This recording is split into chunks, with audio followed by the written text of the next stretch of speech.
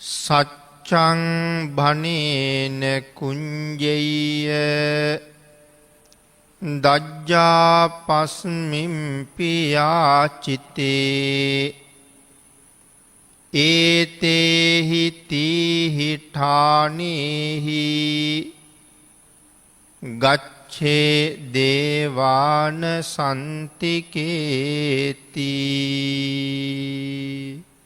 පින්නතුනි, අද ධර්මදේශනාවේ මාතෘකාව හැටියට මම යොදාගත්තේ ධම්මපද පාළියේ සඳහන් වෙන එක ගාථා රත්නයක්.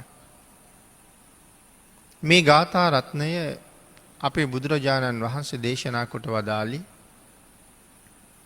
මහමුගලන් මහරහතන් වහන්සේ දිව්‍ය ලෝකේ වැඩම කරලා නැවත මනුස්ස ලෝකෙට වැඩම කරලා බුදුරජාණන් වහන්සේගෙන් විමසපු ප්‍රශ්නයකට පිළිතුරක් හැටියට.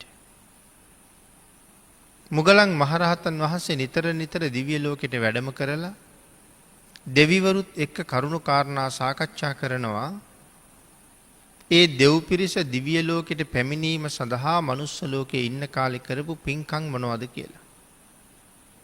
කරුණු කාරණා දැනගෙන නැවත වතාවක් මනුස්ස ලෝකෙට ඇවිල්ලා ඒ කරුණු එකතු කරලා මිනිස්සුන්ට ධර්ම දේශනා කරනවා. මෙන්න මේ වාගේ දේවල් ජීවිතේ සම්පූර්ණ කරගත්ත අය දිව්‍ය ලෝකේ ඉපදිලා ඉන්නවා මට මුණ ගැහුණා. ඒ අය මෙන්න මේ විදිහේ දිව්‍ය සම්පත්තියක් විඳිනවා කියන කාරණාවල් ප්‍රත්‍යක්ෂ කරවලා එහෙම කුසල් කරන්න මිනිසු උනන්දු කරවලා මරණින් පස්සේ සුගතිගාමී පුද්ගලයන් බවට පත් කරන්න උන්වහන්සේ අප්‍රමාණ ව්‍යායාමයක යෙදුණා. ඒ වාගේ වැඩම කරපු එක ගමනක තමයි මේ කාරණාවට හේතු වෙන දිව්‍යාංගනාවන් කීප දෙනෙක් උන්වහන්සේට මුණ ගැහෙන්නේ. මේ දිව්‍යාංගනාවන් මුණ ගැහෙන තැන සඳහන් කරනවා එක මහානුභාව සම්පන්න දිව්‍යාංගනාවක්. මහරහතන් වහන්සේට මුණ ගැහුණාම මහරහතන් වහන්සේ අහනවා මනුස්ස ලෝකේ ඉන්න කාලේ මොන වාගේ පින්කමක් කරලාද මේ තරම් ආනුභාව සහිතව ඉපදුනේ කියලා. තමන් කරපු පින්කම පිළිබඳව කියන්නත් ලොකු ලැජ්ජාවක් තිබුණා. ස්වාමීනි, මං ඒ තරම් ලොකු පින්කමක් කරලා නෙමෙයි මෙහි ඉපදුනේ. ඒ නිසා සඳහන් කළා ස්වාමීනි, මා විසින් බොහොම සුළු පින්කමක් තමයි කරලා තියෙන්නේ. කිසිම දානයක් දීලා නැහැ. කිසිම පූජාවක් කරලා නැහැ. කිසිම වන්දනාවක් කරලා නැහැ.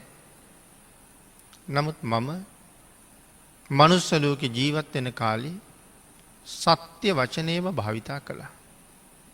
සත්‍ය වචනයට ගරු කළා. ඒ පින නිසා තමයි මම දිව්‍ය ලෝකයේ ඇවිල්ලා ඉපදුනේ. තවත් දිව්‍යාංගනාවක් ළඟට ගියහම ඇය සඳහන් කරනවා ස්වාමීනි, මම මනුස්ස ලෝකේ ඉන්න කාලේ මගේ ස්වාමියා හරීම සැරපරුස කෙනෙක්. දකින මොහොතක් පාසා ඔහුගෙන් දකින්නේ බොහොම රළු මුහුණක්. අතට අහුවෙන්නේ යමක්ද එයින් පහර දීලා මගේ ඔළුවත් පලනවා. නිරන්තරයෙන් මට ගුටි කණ්ඩ සිද්ධ වෙනවා. නමුත් මම කල්පනා කළේ කවුරු නමුත් ඒ මගේ ස්වාමි පුරුෂයා. ඒ මගේ ආරක්ෂකයා. ඒ මගේ වගකීම දරන පුද්ගලයා. ඒ නිසා ඔහු මට මොනතරම් හිරිහැර කළත් මම ඔහුට විරුද්ධව කිසිම ආකාරයකින් කේන්තියක් නම් ගත්තේ නෑ ස්වාමීනි. ආන් එහෙම කේන්ති නොගත්ත නිසා නොකිපී මෛත්‍රී සිතුවිලි වලින් යුක්තව හිටපු නිසා මට දිව්‍ය ලෝකෙ ඉපදෙන්න ලැබුණා. තවත් දිව්‍යාංගනාවක් සඳහන් කළා පූජා කරගන්න යමක් නැති හින්දා කැකිරි ගෙඩියක් දන් දුන්නා. තව දිව්‍යාංගනාවක් සඳහන් කළා තිඹිරි ගෙඩියක් දන් දුන්නා. තව දිව්‍යාංගනාවක් කියනවා බොරළු දමන ගෙඩියක් දන් දුන්නා. තවත් දිව්‍යාංගනාවක් කියනවා උග්ගහක් දන් දුන්නා. මේ වාගේ දේවල් දන් දීලා තමයි දිව්‍ය ලෝකේ ඉපදිලා තියෙන්නේ. මුගලන් මහරහතන් වහන්සේ බුදුරජාණන් වහන්සේ ළඟට ඇවිල්ලා බුදුරජාණන් වහන්සේට මේ කාරණාව පැහැදිලි කරලා ස්වාමීනි ඇත්ත පමණකුත් කියපු නිසා මේ ලෝකේ අතහැරලා ගිහිල්ලා දෙව්ලොව උපදින්න පුළුවන්කමක් තියෙනවද? එහෙම අහපුවහම බුදුරජාණන් වහන්සේ සඳහන් කළේ මොග්ගල්ලාන ඒ තැන්වලට ගිහිල්ලා ඒ අය මුණ ගැහිලා කරුණු කාරණා දැනගෙන ඇවිල්ලා තවත් මගෙන් ආපහු විමසන්න දෙයක් තියෙනවද? එහෙම සඳහන් කරලා තමයි අර මුලින් සිහිපත් කරපු ගාථා රත්නයේ දේශනා කරන්නට යෙදුනේ. සච්ඡං බණේන කුඤ්ජෙය්‍ය දජ්ජා පස්මින්පි යාචිතු ඒතේහි තීහි ඨානේහි ගච්ඡේ දේවාන සන්තිකේ. සත්‍ය වචනයක් කියන්නේ අනුන් පිළිබඳව ද්වේෂසිත ඇති නොකරන්නේ, යමෙක් යමක් ඉල්ලුවේද දෙන්න යමක් නැතත් තමන් ළඟ ඇති සුළු දේ නමුත් දෙන්න කටයුතු කරන්නේද මෙන්න මේ කාරණා තුන සම්පූර්ණ කරගත් අය දිව්‍ය ලෝකේ උප්පත්තිය ලබනවා.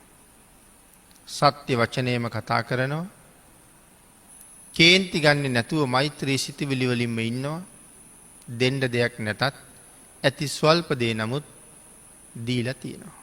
මේ කාරණා තුන දිව්‍ය ලෝක උප්පත්තියට හේතු වෙනවා කියලා මේ ගාථා රත්නයේ දේශනා කළා. එතකොට පින්නතුනි අපි කල්පනා කරන්න ඕනේ මෙතන සච්ඡං බණේන කියලා කිව්වේ ඇත්ත කියන්නේය. සඳහන් කරනවා ඇත්තම කිය යුතු. සත්‍ය කියලා කියන්නේ වාක් සත්‍යම විශේෂයෙන් මෙතන සලකනවා කියලා කියනවා. නිබරු බස වාක් සත්‍ය නම් වෙනවා කියලා සිහිපත් කරනවා. පින්නතුනි මේ කාරණාව සාකච්ඡා කරනකොට අපි විශේෂයෙන් තව කරුණු කීපයක් පැහැදිලි කරන්න අවශ්‍යයි. දැන් මෙතන සඳහන් කළේ කිසිම දානයක් දීලා නැහැ, කිසිම පූජාවක් කරලා නැහැ, වෙනත් පින්කමක් කරලා නැහැ, සත්‍ය වචනේ විතරක් කතා කළා කියලා. මේ කාරණාව අහගෙන ඉඳලා කරුණු හරිහැටියේ අවබෝධ නොකරගත්තොත් කෙනෙක් කල්පනා කරන්න පුළුවන් මේ තරම් මහ පිංකම් කර කර සිල් ගුණ ආරක්ෂා කර කර මහ දුක් විඳින්න අවශ්‍ය නැහැ. අපිත් මේ වාගේ එක පිංකමක් ජීවිතේ ප්‍රගුණ කරගත්තාම ඇති නේද කියලා. මොකද සඳහන් කළානේ එක උග්ගහක් විතරයි දන් දුන්නේ කියලා. එක කෙකිරි ගෙඩියක් තිඹිරි ගෙඩියක් විතරයි දන් දුන්නේ කියලා. අපේ සූත්‍රවල සඳහන් කරනවා මේ දානය පිළිබඳව පැහැදිලි කරනකොට ඊටාම නැති බැරි කාලේ ස්වල්ප දෙයක් තමයි දන් දීලා තියෙන්නේ.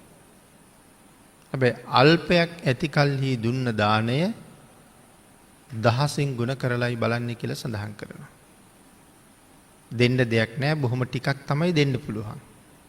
නමුත් ඒක දෙන්නේ ශ්‍රද්ධාවෙන්. එහෙම දෙන දේ දහසින් ගුණ කරලා බලනවා කියලායි සඳහන් කරන්නේ. එහෙම වුණාම ඒක විශාල දීමනාවක්. අනිත් කාරණාව තමයි පින්නතුනි මේ කිසිම පූජාවක් කළේ නැහැ, කිසිම බණක් ඇහුවේ නැහැ කියලා කීවට මේ අය සංසාරේ බොහොම පින් කරපු අය. සංසාරේ බොහොම දන් දෙන්න ඇති. සංසාරේ බොහෝසේ සිල් රකින්න ඇති. මේ අන්තිම ජීවිතයේ තමයි මේ දුක්පත් බවක් තිබිලා තියෙන්නේ. සසර සිල් ගුණ පුරාපු පුරුද්ද නිසා මේ ජීවිතෙත් වාක්‍ය සත්‍ය මනාව ආරක්ෂා කරලා තියෙනවා. ඒ කියන්නේ මුඛය පාවිච්චි කරලා කරපු වැරදි එකක්වත් කරලා නැහැ කියන එකයි. ඇත්ත වචනේම භාවිතා කළා. එහෙමනම් පරුස වචන ආදී වචනත් නොකියන්න ඇති. කේලම් සම්පප්‍රලාප ආදියටත් නොයෙදෙන්න ඇති. ඒ වුණාට සංසාරේ බොහෝසේ පින් රැස් කරලා තියෙන බවට තොරතුරු තව තව සූත්‍ර වලින් තව තව දේශනාවල් වලින් මේ කරුණුවලට එකතු කරගන්න පුළුවන්. මේ ජීවිතයේ අඩුපාඩුවක් නිසායි සත්‍ය භාවිතා කරලා තියෙන්නේ. මෙතන සඳහන් කළේ සත්‍ය විතරක් භාවිතා කළා කියලා. නමුත් මනාව සිල් තියෙන්න ඇති. දැන් එක උග්ඝහක් විතරක් දුන්නා කියලා කියහම දානයට උග්ඝහක් පූජා කරලා දිව්‍ය ලෝකේ යන්න පුළුවන් කියලා අපි කල්පනා කරනවා නම් එතන තියෙන්නේ අපට වැරදීමක්. නමුත් මේ ස්වල්ප දේ දන් දෙනකොට මනාව ප්‍රගුණ කරගත්ත සීලයක් මත පිහිටලා ප්‍රතිග්‍රාහක ප්‍රඥාවේ මනාව පිහිටලාම මේ ස්වල්ප වූ දාණය පිළිගන්වන්න ඇති. ඒ කරුණ මෙතන විශේෂයෙන් මෙහෙම සඳහන් කරලා නැති වුණාට තවත් ධර්ම කාරණාවලින් අපිට පැහැදිලි වෙනවා කියලා සිහිපත් කළේ ඒකයි. දෙන්න දෙයක් නැතිමනම් එහෙම නැත්නම් අබුද්ධෝත්පාද කාලයක ඉපදිලා නම් මුලින් සත්‍ය විතරක් ප්‍රකාශ කළා කියපු දිව්‍යාංගනාව සඳහන් කළේ බණක් අහලා නැහැ, දානයක් දීලා නැහැ. එහෙනම් අබුද්ධෝත්පාද කාලයක උපදින්න ඇති. ඒ නිසා ධර්ම ශ්‍රවණය කරන්න අවස්ථාව ලැබුණේ නැහැ. දන් දෙන්න අවස්ථාව සමහර ලාවට පිළියෙල වුණේ නැහැ. ඒ වුණාට පෙරපින් තියෙන නිසා මේ සත්‍ය වචනේ භාවිතා කළා. පිනතින අපේ ශාසනය සඳහන් කරනවා පංචශීල සමාදානීය තෙර පන්සිල් ආරක්ෂා කරපු තෙරුන් වහන්සේ. රහතන් වහන්සේ නම. එතකොට මේ පංචශීල සමාදානීය තෙර කියලා කියන්නේ මේ ශාසනයේ ලාබාලම රහතන් වහන්සේ. අපේ ශාසනයේ අවුරුදු 7න් රහත් වෙච්ච රහතන් වහන්සේලා බොහෝ දෙනෙක් ගැන කරුණු තියෙනවා. නමුත් මේ පංචශීල සමාදානීය තෙර කියලා කියන්නේ අවුරුදු 5න් රහත් වෙච්ච කෙනෙක්. ඒකයි ලාබාලම රහතන් වහන්සේ කියලා කියන්නේ. එතකොට මේ අවුරුදු 5කින් අති උතුම් අරහත්වයේ ලබන්න සංසාරේ කරලා තියෙන පින පන්සිල් ආරක්ෂා කරපු එක. අවුරුදු ලක්ෂයක් මිනිස්සුන්ට අවශ්‍ය තියෙන කාලේ. අවුරුදු ලක්ෂයක් තරම්ම කාලයක් සිටු ගෙදරක බැල මෙහෙවරකම් තමයි කරලා තියෙන්නේ. මේ බැල මෙහෙවරකම් කරන 16ට බණ අහන්න යන්න අවස්ථාවකුත් නැහැ. දන් දෙන්න යන්න අවස්ථාවකුත් නැහැ. පුද පූජාවල් පවත්වන්න වන්දනාව යන්න අවස්ථාවකුත් නැහැ. 16 කියලා කියන්නේ තමන් වැඩ කරන තැනින් කෑම සහ ඇඳුම් ලැබෙනවා. ඒ ඇයට වැටුප් ලැබෙන්නේ නැහැ. ඉතින් දිගටම කාගෙන බීගෙන ඇඳගෙන ඒ තැන් වලටම සේවය කර ඉන්නවා. ඉතින් පින්කම් කරන්න යන්න අවස්ථාවක් නැහැ. නමුත් තමන් සේවය කරන සිටුමාලිගාවේ බොහෝසේ දම්පැන් පූජා කරනවා. බොහෝ පින්කම් කරනවා. නමුත් 16න්ට අවස්ථාව නැහැ. ඒවට සහභාගී වෙන්න විවේකෙකුත් නැහැ. එක දවසක් ලැබිච්ච ඊටාම සුළු විවේකය යොදා ගන්න කල්පනා කළා සංසාරයෙන් එතර යන්න. හරි කනස්සල්ලෙන් හිටියේ පිනක් දහමක් කරගන්න නැති නිසා. ඒ ලද සුළු අවසරයෙන්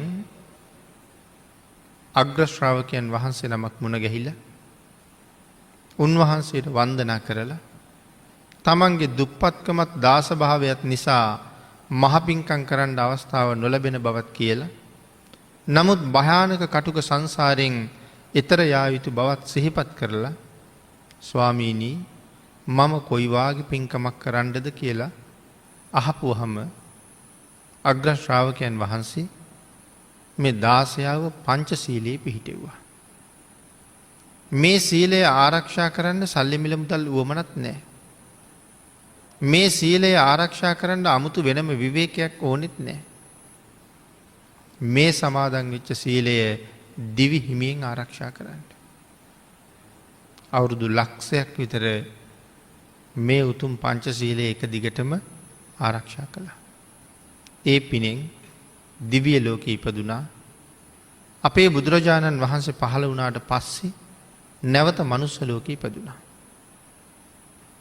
මනුස්ස ලෝකේ උප්පත්තිය ලැබලා අවුරුදු 5ක් විතර වයසට එනකොට තමන්ගේ අම්මයි තාත්තයි දෙන්න බුදුන් වඳින දිහා බලාගෙන ඉඳලා පන්සිල් සමාදන් වෙනවා අහගෙන ඉඳලා එයම කර්මස්ථානයේ බවට පත් වෙලා රහත් වෙනවා. අම්මයි තාත්තයි පන්සිල් ගන්නවා අහගෙන ඉඳලා පුතා රහත් වෙනවා. සංසාරේ බොහෝසේ ප්‍රගුණ කරලා සම්පූර්ණ කරලා තිබුණා මේ සීලය. එහෙමනම් මේ කතා කරන අයත් මේ දෙවිවරුත් සසර බොහොම පින් කරලා තියෙන්න ඇති මේ ජීවිතවල යම් යම් දුප්පත්කම් අබුද්ධෝත්පාද කාලවල ඉපදීම නිසා දන් දීම් බණ ඇහිම් ආදී කටයුතු වල යෙදෙන්න අවස්ථාව නොලැබුණා වෙන්න පුළුවන්. අනිත් කාරණාව තමයි පින්නතුනි දැන් මෙතන සඳහන් කළේ නම් මහේසාක්‍ය දිව්‍ය ආත්ම ලැබලා හිටියා කියලා.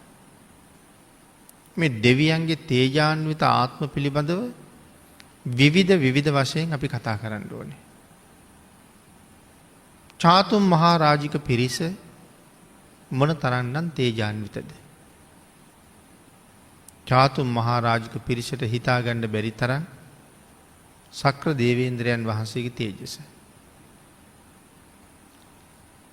තව්තිසාවේ ඉපදිලා ඉන්න තවත් දෙවියන්ගේ තියෙන ආනුභාවය. පින්නතුනේ අපි දැන් මෙහෙම සඳහන් කළාම අපිට තේරෙන්නේ නැහැ චාතුම් මහා රාජික පිරිස මොනතරම් බලවත්ද කියලා.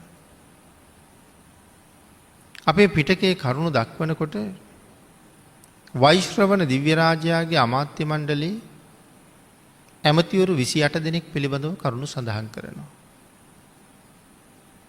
ආලෝක යක්ෂයා එයින් එක්කෙනෙක්. ඊට අමතරව සුමන සමන් දෙවියොත් එයින් තව කෙනෙක්. සාතාගිර හේමවත කියන යක්ෂ සේනාධිපතිවරුද ඒ අමාත්‍ය මණ්ඩලයේ ඉන්න අය. නමුත් මේ අයගේ ශක්තිය අපිට කොහොමවත් තේරෙන්නේ නැහැ. ආලවක සූත්‍රයේ ආලෝක යක්ෂයා ගැන සඳහන් කරනකොට බුදුරජාණන් වහන්සේ විනාශයට පත් කරන්න. තමන්ගේ මාලිගාවෙන් පන්නලා දාන්න. ආලෝක යක්ෂයා පර්වත වරුසාවක් වස්සවනවා. එක වෙලාවක ගස්ගල් ගලවලා අරගෙන බුදුරජාණන් වහන්සේ දිහාට හුළඟක් වගේ එල්ල කරනවා. එතකොට සඳහන් කරනවා දෙගව්වක් තියෙන ගල්. ගව් දෙකක්.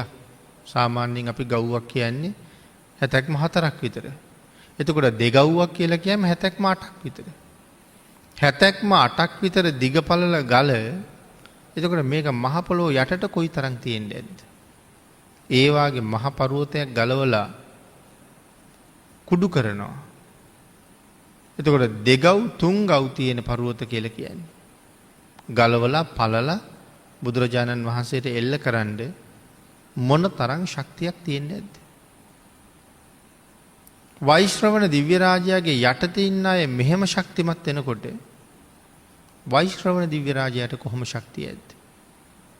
චාතුම් මහා රාජිකය කියලා කියන්නේ දිව්‍ය තලවල තියෙන පල්ලැහැම දිව්‍ය තලයි. එහෙනම් කොහොමත් ඊට වඩා ඉහළ දිව්‍ය තලයේ අය ශක්තිමත් වැඩි වෙන්න ඉපෙයි. හැම පැත්තෙම උසස් වැඩි. එතකොට දෙවෙනි දිව්‍ය තලයට වඩා තුන්වෙනි දිව්‍ය තලයේ ඊට වඩා හතරවෙනි දිව්‍ය තලයේ ඊට වඩා අන්තිම දිව්‍ය තලයේ ඒ ශක්තිය ගැන ස්වභාවය ගැන අපිට අනුමාන කරන්න පුළුවන්කමක් නැහැ. නමුත් මෙතන මහානුභාව සම්පන්නයි කියලා ඇය කීවට ඒ මහානුභාව සම්පන්න භවයේ වෙනස්කම් තියෙන්න පුළුවන්. මම මෙහෙම සඳහන් කරන්නේ මේ කාරණාව සම්බන්ධයෙන් අපිට දුර්මත ඇති වෙන්න පුළුවන්. එහෙනම් අපිත් මෙහෙම ටිකක් කරාම ඇති නේද කියලා. සක්‍ර දේවේන්ද්‍රයන් වහන්සේ අබුද්ධෝත්පාද කාලයක වෘතපද 7ක් සමාදන් වෙලා තමයි සක්‍ර දේවේන්ද්‍ර බවට පත් වෙන්නේ. පාරමිතා 7ක් සම්පූර්ණ කරනවා. ඒ පාරමිතා 7 ඇතුළේ තියෙනවා කිසිමම හේතුවක් නිසා කිසිවෙක් පිළිබඳව කේන්ති ගන්නෙ නැහැ කියලා. තව පාරමිතාවක් තියෙනවා දිවි හිමියෙන් කවදාවත් බොරුවක් කියන්නේ නැහැ කියලා. මේ ආදි වශයෙන් පාරමිතා 7ක් පූර්ණේ කරලා තමයි සක්‍ර දේවේන්ද්‍ර වෙලා ඉපදෙන්නේ. අපේ පින්නතුන් ඒ වුණාට අහලා තියෙනවා මහා කාශ්‍යප මහරහතන් වහන්සේ අහිංසකයෙකුට පිහිට වෙන්නේ. නිරෝධ සමාපත්තියෙන් අවදි වෙලා දුප්පතුන්ගේ වීදිය හොයාගෙන පිණ්ඩපාතේ වඩිනකොට සක්‍ර දේවේන්ද්‍රයන්ගේ දිව්‍යාංගනාව පිරිසක් උන්වහන්සේට දන් දෙන්න පෙරමගට ආවා. දිව්‍යාංගනාව දන් දෙන්න ලෑස්ති වෙනවා දැක්ක ගමන් මහා කාශ්‍යප මහරහතන් වහන්සේ පාත්‍රය වහගත්තා. දිව්‍යාංගනාවන්ට දන් දෙන්න ඉඩ දුන්නේ නැහැ. ඒ දිව්‍යාංගනාව අඬාගෙන ගිහිල්ලා සක්‍ර දේවේන්ද්‍රයන්ට කාරණාව කිව්වා. සක් දෙවිඳු සුජාතාවත් අඬගහගෙන දුප්පතුන්ගේ වීදියට ඇවිල්ලා වයස්ගත මිනිහෙකුගේ වෙස් මවාගෙන මහරහතන් වහන්සේ වඩිනකොටම තමන් අරගෙන ආපු ආහාර ටික පූජා කළා. වයසක දුප්පත් මිනිහෙක් වගේ තමයි යාවේ. ඒකයි මේ අනුග්‍රහය දුන්නේ. නමුත් පස්සේ දැනගන්නවා ඒ සක්‍ර දේවේන්ද්‍රයෝ කියලා. සක්‍ර දේවේන්ද්‍රයන්ට චෝදනා කළා. අහිංසකයෙකුට ලැබෙන්න තියෙන අවස්ථාව ඔබ ඇයි උදුරගත්තේ කියලා. ඒ වෙලාවේ මොකද්ද සක් දෙවිඳු සඳහන් කළේ? ස්වාමීනි මම දෙව් ලෝකයට අධිපති සක්‍රයා තමයි. නමුත් මම සක්‍ර දේව සම්පත්තිය ලැබුවේ අබුද්ධෝත්පාද කාලයක කරපු පින්කනුත් එක්ක. වෘතපද 7ක් සමාදන් වුණේ අබුද්ධෝත්පාද කාලයක. මම තව්තිසාවේ රජුරෝ බව ඇත්ත. මේ බුද්ධෝත්පාද කාලේ හොඳට සිල් රැකලා හොඳට බණ අහලා මනාව දන් දීලා පින්කම් සම්පූර්ණ කරගත් අය තව්තිසාවේ ඇවිල්ලා උපදිනවා. ස්වාමීනි ඒ දෙවියෝ මගේ මාලිගාව ගාවින් යනකොට ඒ අයගේ රශ්මිය මගේ මාලිගාව ඇතුළටත් එනවා. නමුත් එච්චර රශ්මියක් මට නෑ. මගේ යටතේ ඉන්න අය මට වඩා හරි ලස්සනයි. ස්වාමීනි ඒ අය දිව්‍ය ලෝකේ ඇවිල්ලා තියෙන්නේ මට වඩා හුඟක් පින් කරලා. මොකද ඒ බුද්ධෝත්පාද කාලයකින් දිව්‍ය ලෝකේ ආපු අය. එතකොට සක්‍ර දේවේන්ද්‍ර අබුද්ධෝත්පාද කාලයක පාරමිතා 7ක් පුරලා දිව්‍ය ලෝකේ රජ වෙච්ච කෙනෙක්. ස්වාමීනි ආන් ඒකයි මට පින් මදි බවම තේරෙනවා. ඒ හින්දා මමත් පින් කරගන්න තමයි මේ ස්වરૂපය වෙනස් කරලා හරි ආවේ. ඒ නිසා චෝදනා කරන්න එපා මට අනුකම්පා කරන්න කියලා. ඒ කියන්නේ එහෙනම් බුද්ධෝත්පාද කාලයකින් දිව්‍ය ලෝකෙ ගියාය සක් දෙවිඳුටත් වඩා ලස්සනට ඉඳලා තියෙනවා. එහෙමනම් මේ කරුණ මේ විදිහට දැක්ුවේ මේ ජීවිතයේ සත්‍ය වචනය විතරක් භාවිතා කළා කියලා කීවට පෙර ජීවිතවල ඕන තරම් කුසල් සම්පූර්ණ කරලා. තව කාන්තාවක් සඳහන් කළේ ස්වාමියාගෙන් විඳින්න වෙන තාඩන පීඩන හැම ගැහැටක්ම මෛත්‍රී සිතින් යුක්තවම මම ඉවසුවා කියලා. මෛත්‍රිය කියලා කියන්නේ හරි බලවත් දෙයක්. මෛත්‍රිය කියලා කියන්නේ සත්වයාට තියෙන පුදුමාකාර ආරක්ෂාවක්. ඇය මේ උතුම් වූ මෛත්‍රී ගුණයම සම්පූර්ණ කරගෙන හිටිය බව කියනවා. වේලාම සූත්‍රයේ පිළිබඳව කරුණු දක්වනකොට භාග්‍යතුන් වහන්සේ කරුණු පැහැදිලි කරලා දේශනා කළේ අන්තිමට බුද්ධ ප්‍රමුඛ මහා සංඝයාට දානයක් දෙනවට වඩා සිවුදිගින් වඩින මහා සංඝයාට කුටියක් හදලා පූජා කරන එක වටිනවා කියලා. ඊළඟට සඳහන් කළේ ඒ කුටිය හදලා පූජා කරනවට වඩා හරියටම තිසරණ සමාදන් වෙන එක ඊටත් වඩා වටිනවා කියලා. තිසරණ සහිතව පන්සිල් ආරක්ෂා කරන්න යොමු වෙන එක තිසරණ රකින්නවට වඩා තවත් හුඟක් ඉහළින් තමයි තියෙන්නේ. ඊටත් වඩා උසස් කියලා සඳහන් කළා මලක් සිඹින තරම් කාලයක් මෛත්‍රී වඩන්න පුළුවන් නම්. දැන් මේ කාරණාව හරියටම තේරුම් ගත්තේ නැත්තම් මලක් සිප ගන්න අපිට මහ වෙලාවක් කොහොමත් ගත වෙන්නේ නැහැ. ඉතින් ඒ තරම් සුළු කාලයක් මෛත්‍රී වඩහම අර කෝටි ගණන් වියදම් කරලා හදාපු ආරාම පූජාවටත් වඩා බුද්ධ ප්‍රමුඛ මහ සංඝයා ඇතුළුව වේලාම සූත්‍රයේ පැහැදිලි කරන ඒ දුන්න මහා සියලුම දානයන්ටත් වඩා ආනිසංස ලැබෙනවා නම් ඒ තරම් දුක් විඳගෙන පින්කම් කරන්න ඕනේද?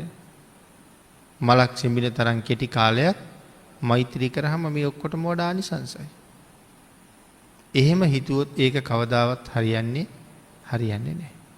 ආන් ඒක නිසා මේ කාරණාව පැහැදිලි කරන තැන සඳහන් කරනවා මේ කතා කරන්නේ අර්පණා මට්ටමට දියුණු වුණ මෛත්‍රියක් පිළිබඳවයි කියලා.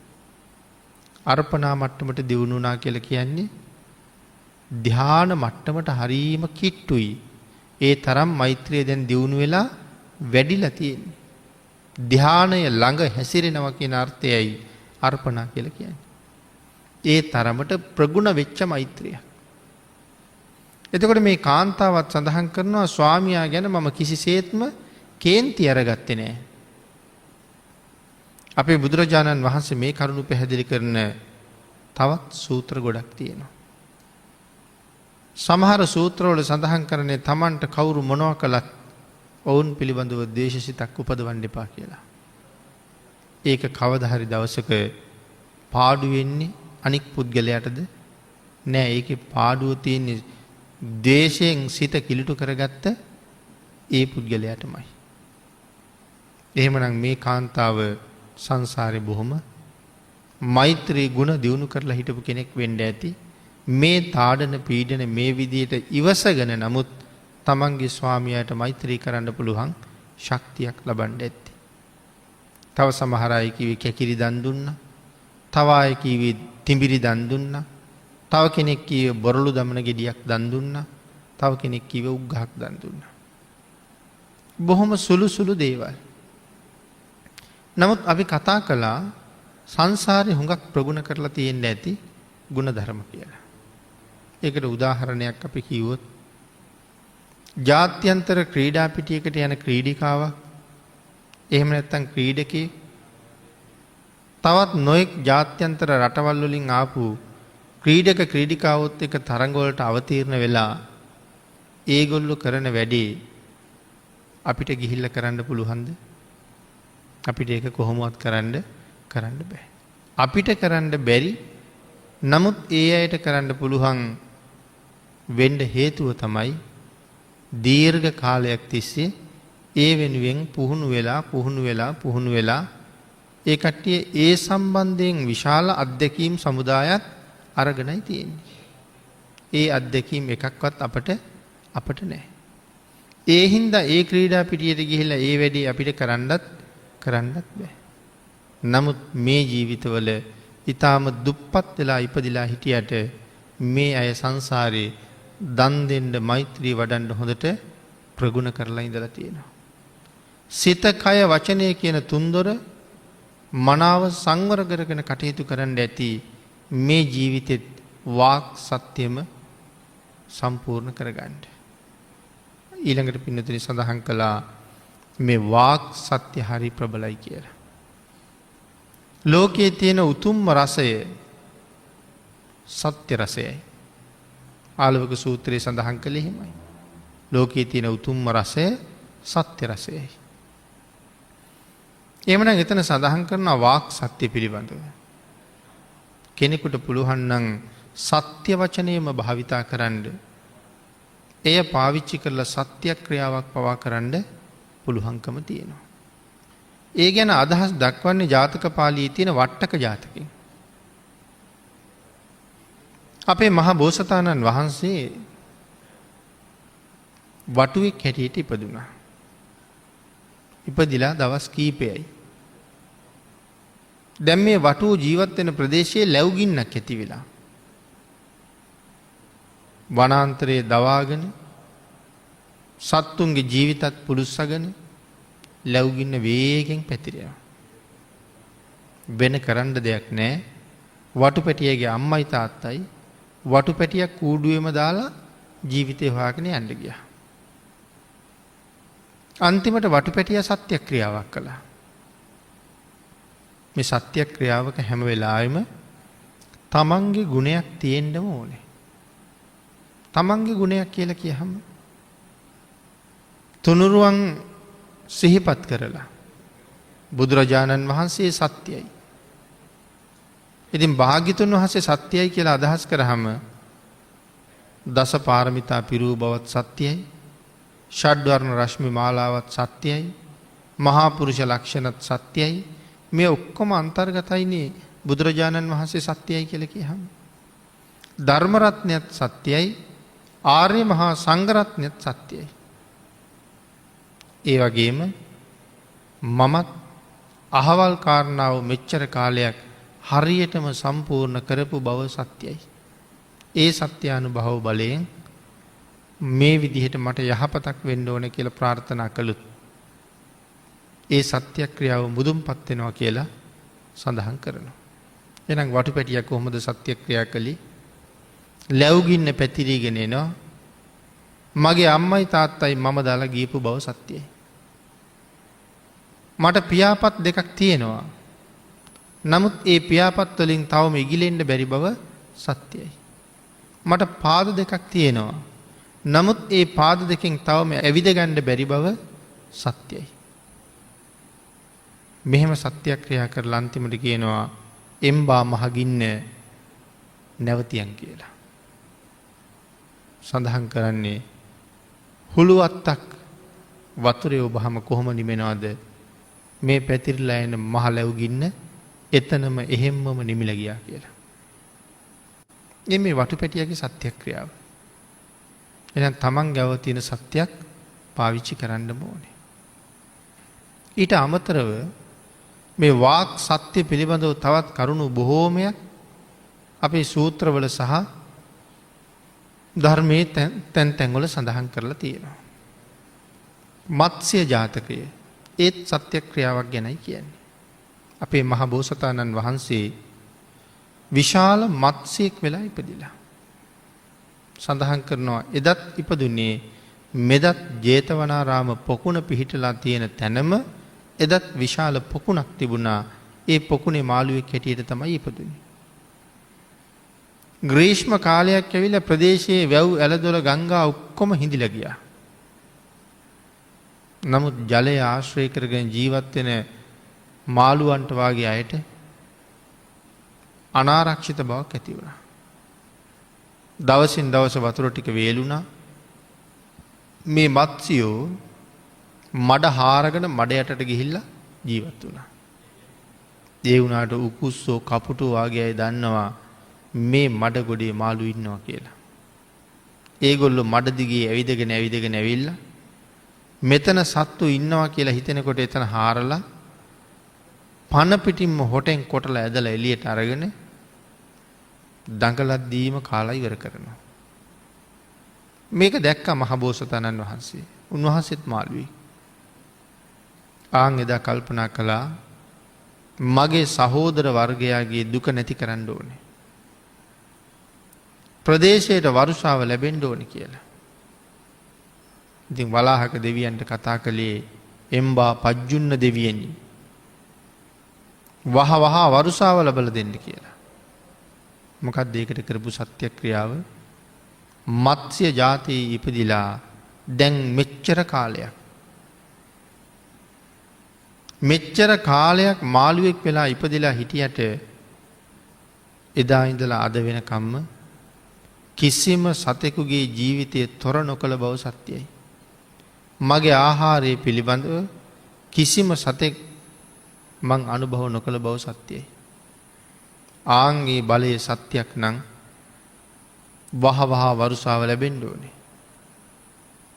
කපුටු සමූහයාගේ නිධානය නැති කරන්න ඕනේ. කපුටන් ශෝකයට පත් කරන්න ඕනේ. මොකද්ද කපුටන්ගේ නිධානය? මඩේ ඇවිදගෙන ගිහිල්ලා මාළු අල්ලගෙන කන්න හොඳ පහසුකමක් තිබුණා. ඒක තමයි කපුටු නිධානය. කපුටන්ගේ නිධානය නැති කරන්න ඕනේ. කපුටන්ට ශෝකය උපදවන්න ඕනේ. නමුත් මගේ සහෝදර පිරිසගේ ශෝකය නැති කරන්න ඕනේ. එම්බා පජ්ජුන්න දෙවියනි වරුසාව ලබා දෙන්න කියලා ඉල්ලුවා. සඳහන් කරනවා මොහොතක් ගියේ නෑ.